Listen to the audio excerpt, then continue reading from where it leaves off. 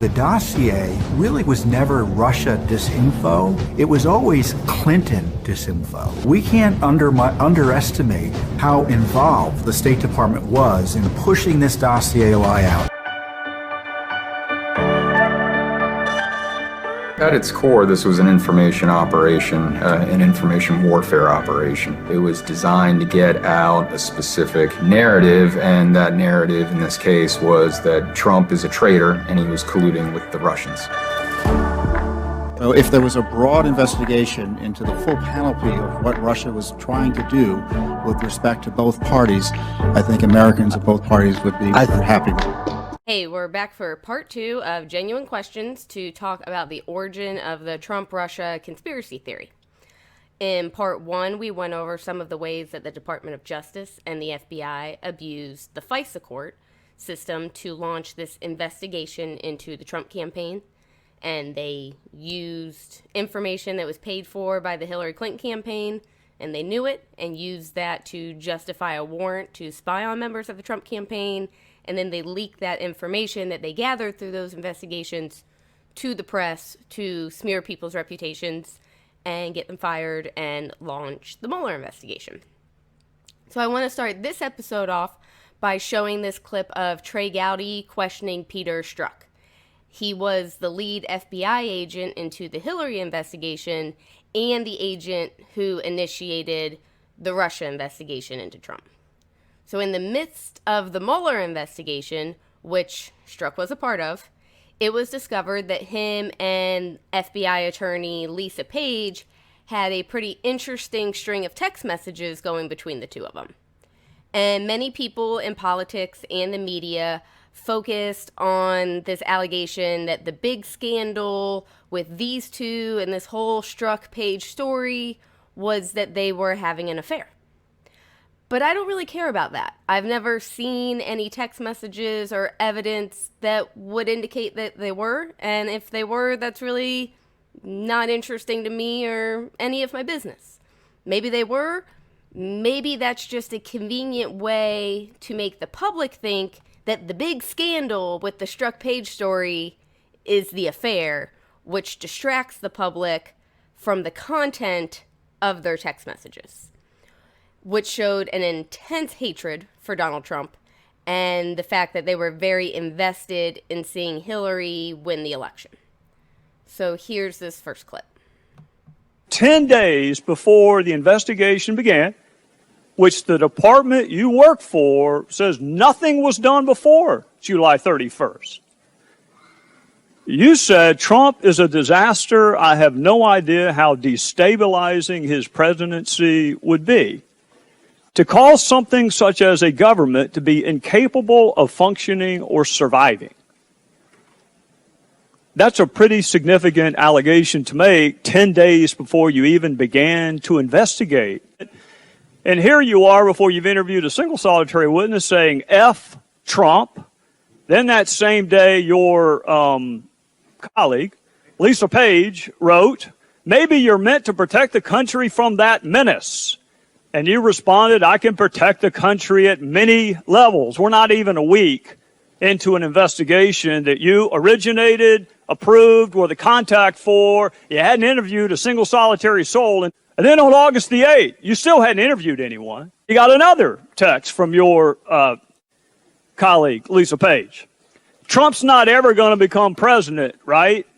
Right? And you replied, no, he's not. We'll stop it. I want to know what it meant, Agent Strzok. It would be his candidacy for the presidency, and my sense that the American population would not vote him into office. What I can tell you is that text in no way suggested that I or the FBI would take any action to influence the candidacy of Agent candidate Strzok, Trump. that is a fantastic answer to a question nobody asked. Yep. Your testimony a couple of weeks ago was the we met the American people, which I found confusing because on November the 7th, which is the day before the election, you said this. You were concerned that those same American people that you were speaking on behalf of might actually elect Donald Trump president. So you said, OMG, this is effing terrifying. What was terrifying about those same American people you trusted to stop him in August, not stopping him in November? What was so terrifying about that, Agent Strzok? I was not referring to the American electorate at all. The American electorate, I respect in their decisions, and their right to vote is absolutely a cornerstone of our democracy. Because in August, you blamed the we on the American people, that the American people would stop it, because you don't want it to be you and Lisa Page, Chairman, and you don't want it to be the FBI. So then we go to March of 2017, and you're already talking longingly about him resigning. Do you remember how long it took for you to start talking about impeachment after Bob Mueller was appointed? I don't, sir. 1 day. 1 day. No interviews had been done by August the 8th, when you're talking about stopping him and how terrifying it would be for him to win and how you can protect the country. And no interviews have been done before you're talking about impeachment of the president. But no wonder Chairman, Bob Mueller kicked you off of the investigation, Agent Strzok. Why'd you get kicked off? Mr. Gowdy, my understanding of why I was kicked off was that based on understanding of those texts and the perception that they might create is something that hang on a second, Agent Strzok. Hang on a second. Perception. Integrity. You're saying it was the perception. There are 13 Democrats on the special counsel probe, including one who went to what he hoped was a victory party. That's a perception problem, too. They weren't kicked off. You were. Why were you kicked off?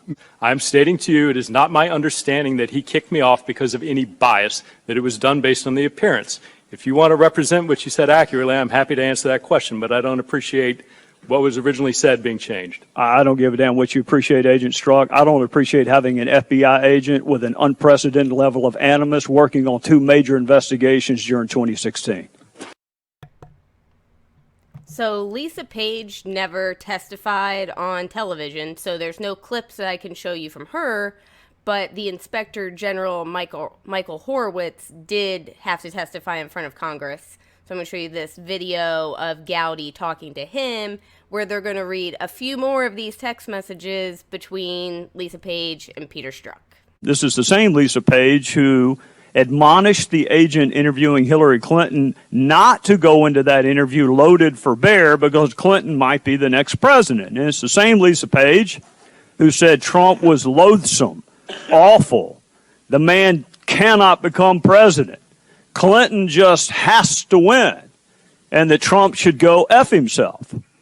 Now, most of those comments were before the Clinton investigation was over, and we are somehow supposed to believe that she did not prejudge the outcome of that investigation before it was over. She already had Hillary Clinton winning. I don't know how you can win if you're going to wind up getting indicted and or plead guilty or be convicted of a felony. 3 days after the Russia investigation began, Strzok wrote, "Damn, this feels momentous." The other one did too, but this was to ensure we didn't F things up. This one matters because it matters. I wonder what he meant by saying the purpose of the Clinton investigation was to make sure they didn't F things up. But the Russia investigation, nah, that one was different. That one really mattered. You know, it almost sounds, Inspector General Horowitz, like they were going through the motions with the Clinton investigation. But boy, they sure were excited about the Russia one. With only 2 weeks worth of investigating, I have already concluded he should not be the president of the United States. And then we get to August 15th. Strzok says, I want to believe the path you threw out, that there's no way he gets elected, but I'm afraid we can't take that risk. It's like an insurance policy. For me, in this case, I personally have a sense of unfinished business. I unleashed it with the Clinton email investigation. Now I need to fix it and finish it. Fix what? Well, there is outlined in the report what Mr. Strzok's explanation for. Oh, I know what he said. Was. Would you rather cross-examine Peter Strzok on that explanation, or would you rather direct the examination on that explanation? Probably cross-examine. That's what I thought. How about finish it? When he said, I unleashed it, now I need to fix it and finish it. What do you think he meant by finish it? I think in the context of the emails that occurred in August and the prior August that you outlined, I think a reasonable explanation of it or a reasonable inference of that is that he believed he would use or potentially use his official authority to take action. What is more textbook bias than prejudging this investigation before it's over and this one before it begins? I am struggling to find a better example of outcome determinative bias than that. So what am I missing? And I would like to think that if you are a Democrat, Republican, it shouldn't matter. All fair-minded people should agree with this next quote that is from Trey Gowdy's book called It Doesn't Hurt to Ask, where he kind of sums up this issue with these investigators who have such a hatred towards Donald Trump. Agent Strzok's defense was not that he lacked bias.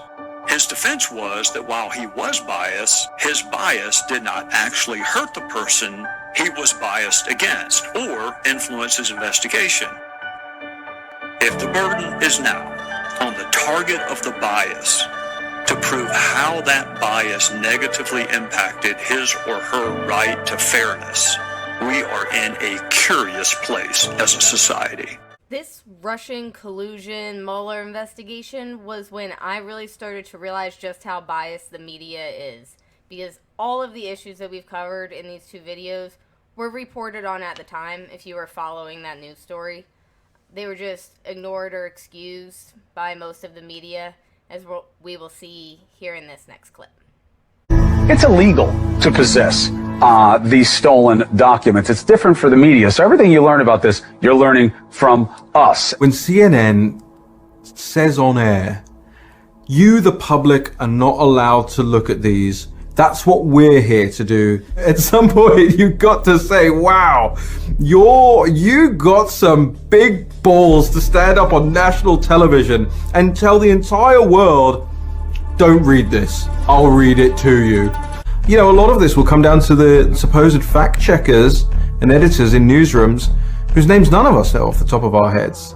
What role did they play in all of this? Isn't their job to send the bad copy back to Chris Saleza and say, you know, we can't really put this up on the CNN website? Well, why not? Well, firstly, it's not news. It's your opinion. And secondly, it's a mental opinion. It doesn't bear anything close to reality. What are you doing? Please don't send me anything like this again. You know? So what does Comey do? Leaks his memos to get a special counsel appointed, and who better than his best pal, Bob Mueller, to run it for 2 years? He could have known and should have known that there was nothing to investigate, and he should have shut it down. They know that there's nothing there. Comey and McCabe know that they have done bad things. And the special counsel's investigation now is a way of trying to cover their tracks. And they've got their buddies in there, and they're trying their best to cover for them. And hopefully they will get one wrong thing so that they can make a splash and all of their crimes will be forgotten. Before it was published, they were all saying that Nunes is reckless. This is extremely damaging to national security. The FBI, the DOJ is going to suffer all kinds of negative consequences. Informants are going to be outed. Everybody's going to die. Nunes is killing everybody is the best way I can sum up the narrative that they had going for him back then. Then once the thing actually came out, it was clear that, look, man, there's no national security threats in people finding out that they used the Steele dossier to get a warrant to spy on Carter Page. So then at that point, the narrative shift to it was a nothing burger. There was nothing in this, all the hoopla over this, okay, so they used these unconfirmed allegations to spy on an American citizen. What's the big deal? Carter Page is a weird guy anyway, and, so I'm sure he deserved it. What's the big deal? Shortly after that, was when Schiff came out with his counter memo, the Schiff memo, in which he argued that everything in the memo we said was false, that there were no problems whatsoever in the FISA warrant on Carter Page, nothing wrong with the dossier, everything's good, the FBI and DOJ did everything right, Nunes doesn't know what he's talking about, he just made all this stuff up. So they have these two dueling memos, but when the Schiff memo came out, I mean, that was championed by the media as the definitive debunking of the Nunes memo. All this stuff that Schiff said is true because Schiff said it. And if you're an honest person, you would say, well, how could you just say the Democrat wrote a memo, the Republican wrote a memo, all politicians lie, they're both probably full of shit. I would be okay with that. You go into a classified briefing and you receive classified information and you step out and you tell reporters that information, you have committed a crime. If you go to that same classified briefing and step out and lie about what happened, you've not committed a crime. So the reporters should be suspect. They should question whether or not this person really is committing a crime or whether or not they're just spinning them and giving them the information that they want to have reported. Now let's talk about what the Mueller investigation uncovered. The most damning information, or at least the one that received the most media attention, is the infamous Trump Tower meeting between Don Jr. and some Russians that said they had dirt on Hillary Clinton. According to Don Jr. and the man who set up the meeting, they lured Don Jr. into this meeting by telling him they had official documents related to Hillary's dealings with Russia that would be very useful to your father. But in fact, they just said that so they could get the meeting, but what they really wanted to talk about was the U.S. sanctions on Russian adoptions.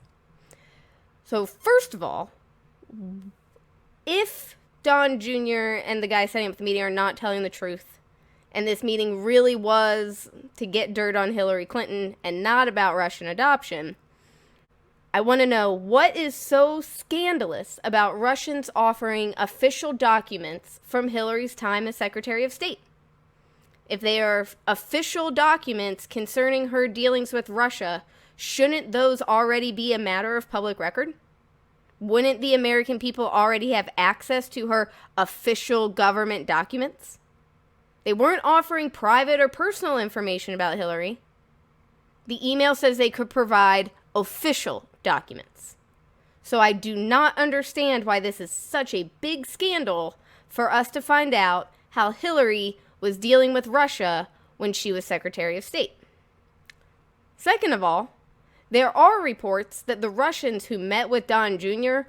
also met with the people from Fusion GPS, who we heard about in part 1. They worked for the Clinton campaign. The Russians met with them the day before the Trump Tower meeting and the day after the Trump Tower meeting. Their story is the Trump Tower meeting never came up. So I could also envision this scenario where that whole meeting was set up by the Clinton campaign to lure Don Jr. into a meeting with Russians under the guise of collecting opposition research. Once he takes the meeting, they don't need to provide that opposition research because now they can point the finger at him and say he was trying, which is very clever. And finally on this point, I want to go back to what John Brennan said about Hillary using the Trump-Russia allegations to distract from her email server. And he says that's not illegal, that's campaign activity.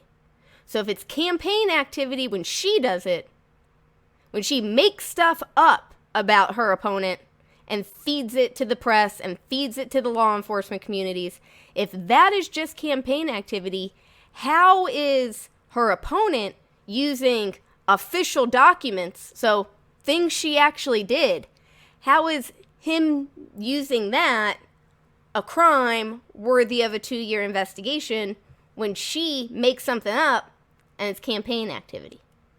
So finally, I want to talk about how the FBI coordinated with the media to leak this information. In some cases, they did it to justify starting an investigation, and in other cases, they did it to smear people's reputations or get them fired. So this is the last clip that I'll show from the Plot Against the President documentary, and they're going to describe how this information laundering works. Media's role in the Russiagate hoax is complex because what we had suspected was proven, ironically, of all places, in the Mueller report. The Mueller report showed how the information laundering works. Someone within the FBI leaks something to Michael Isikoff or David Korn or someone at the Washington Post. That person at the Washington Post writes an article based on the leak, and then the FBI goes and says, look, we have this story about this thing, which means this thing must be true. And then the FBI takes action on that, and then the information goes back to the Washington Post. That's how the information laundering cycle works. Now, boom, number one story. CNN's reporting that this dossier exists and it contains scandalous information. Who knows if it's true or not? It's salacious. There's a whole big if true thing. Does Trump pee on prostitutes? Well, I mean, how do you know that he didn't? Right? I can't say for certainty that he didn't. Oh, so now people are like, oh, Trump peed on prostitutes. I can't believe this. So interestingly enough, there's also a video clip of Nancy Pelosi where she describes this process as well. It's such a commonly used tactic that there's even a name for it. It's called the wrap-up smear. So let's listen to her describe it in her own words. You demonize, and then we call it the wrap-up smear. If you want to talk politics, you call it the wrap-up smear. You smear somebody with falsehoods and all the rest, and then you merchandise it. And then you write it, and they'll say, see, it's reported in the press that this, and this. So they have that validation that the press reported the smear, and then it's called the wrap-up smear. Now I'm going to merchandise the press's report on the smear that we made. And it's a tactic. It's a tactic. Yeah, so obviously one they're quite familiar with. So now I want to read an exchange between Jim Jordan and James Comey, and there's no video of this because it's the transcript from his private deposition, and they are going to talk about something called a news hook. So here we go. Jim Jordan says, okay, on the second page of your memo, at least the way my copy is, the third to last paragraph, I said I wasn't saying it was true, only that I wanted to let him know that it had been reported and the reports were in many hands. Do you see that? And Comey says, yes, I do. And time out real quick.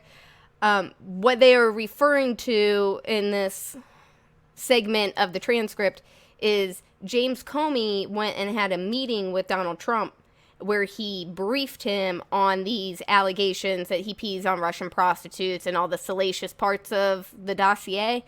Comey briefed him on that. He did not tell him that it was known Hillary opposition research. He didn't tell him that the source of the information isn't really confirming whether or not this is true. They don't even know. They just wrote it down. He doesn't tell him any of that. He says, then media has these allegations that you pee on Russian prostitutes, and they're about to release it publicly, and I just want to give you the heads up. That's what James Comey says the point of that meeting was. So Jim Jordan's asking him about that, and let's get back into it there. So James Comey says, yes, he sees the part that Jim Jordan's referring to. Jim Jordan goes, in the next sentence you said, I said media like CNN had them, and they were looking for a news hook. Jim Jordan asks, what's a news hook? And Comey says, as I understood the term used by the press people in the FBI, it was an excuse to publish some event, some reason to say something was news. So basically, these allegations, they're not newsworthy on their own because they can't be verified. It's just gossip on the street. So no legitimate news organization is going to trust it. But if you have some sort of news hook, something that makes it newsworthy, then it doesn't matter how flimsy the allegations are. We have a hook that we can use when we're reporting it. So Jim Jordan says, what I'm saying is, if it was, I just want to know why. Why didn't you brief him on the whole thing? Why didn't you talk about that this dossier was put together by a foreign intelligence source? We have this information. Why'd you just talk about the salacious part? Why not the whole thing? And Comey's response is, it was brought up in just that piece. It was brought up privately because the goal of the private session was to alert the incoming president to this piece of it that we thought was about to become public. And Jim Jordan asks, he says, could a news hook be the fact that you had just briefed the president-elect on this material? Could that be a news hook in and of itself? And Comey says, I didn't think of it that way, but I think that CNN or one of them ultimately reported that was in part the hook that they used, that I had briefed the president. And Jim Jordan says, so that's what I'm not understanding, is you felt this was so important that it required a private session with you and the president-elect. You only spoke of the salacious part of the dossier, yet you also say there's no way any good reporter would print this. Yet you felt it was still critical that you had to talk to the president-elect about it. I would argue that you created the very news hook that you said that you were concerned about. And I would be inclined to agree with Jim Jordan in this case. It seems obvious that Comey's intention when briefing Trump on the dossier was to create this news hook. The dossier was so dumb, even CNN was not willing to publish it. It came out through BuzzFeed, between quizzes on which Disney princess matches your zodiac sign and articles about what your favorite flavor of Pop-Tart says about your personality. So if not for the fact that Comey briefed Trump on the P-tape rumors, the news would have no reason to talk about it. And given everything else we know that James Comey has done, it seems like the far more likely explanation to this behavior is that he did that intentionally.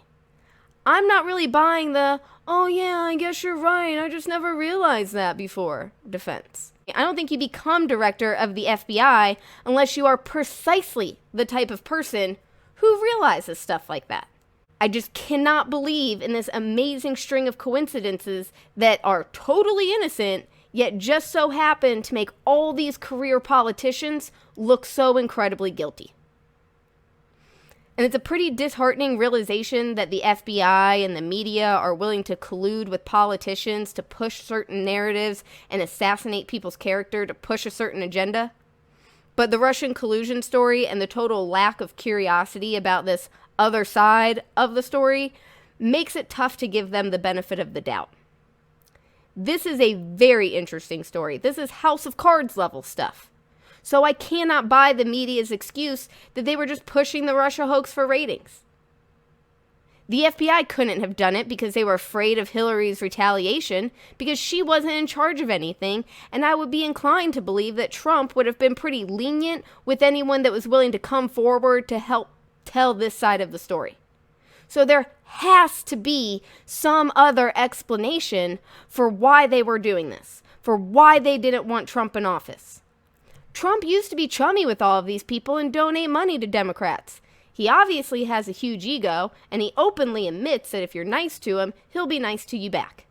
So I have never understood why the Democrats did not adopt the strategy of saying something like, hey, Don, nice hair, looking great today. Do you think maybe we could do some compromise on gun control? At one point, Trump was talking about taking all of people's guns first and worrying about due process later.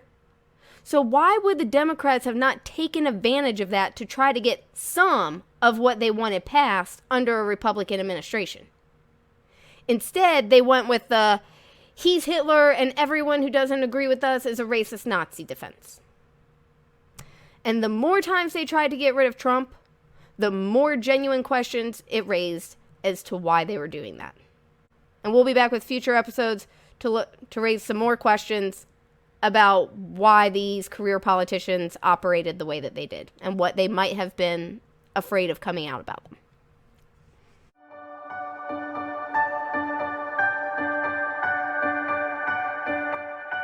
Take a document that says Carter Page is a CIA asset helping the American public and change it to say, no, he's a Russian stooge, and fake a court with that, fake the Congress with that. That's how far the FBI went. That is information warfare. That's misinformation at the highest levels. And I don't think the American public has come to grips with what the potential threshold we just crossed. We're entering into a new era of information warfare. But the information warfare that most scares me is the very tactics that our Defense Intelligence Agency, our CIA, our NSA have used for years to create misinformation and propaganda, the ability to create false reality on social media, news organizations. They've now been turned inward on the American people.